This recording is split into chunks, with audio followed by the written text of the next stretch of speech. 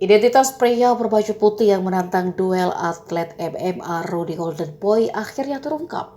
Nasib si pengendara tersebut juga kini harus berurusan dengan aparat kepolisian.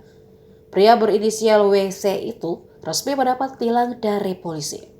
Dari hasil pemeriksaan, pria tersebut mengaku telah menyetir mobil dalam kondisi mabuk. Saat terlibat cekcok dengan Rudy Golden Boy, sang pengemudi sempat membawa batang besi pengunci setir mobil atau steering lock. Kapolsek Pagedangan AKP Sheila Sah Alam mengatakan yang bersangkutan mengakui perbuatannya. Sementara itu, Rudy yang mengetahui pria tersebut diberikan sanksi tilang masih kurang terima. Di akun Instagramnya, Rudy bahkan belum menerima ketika dirinya dikatai bocil oleh pria tersebut.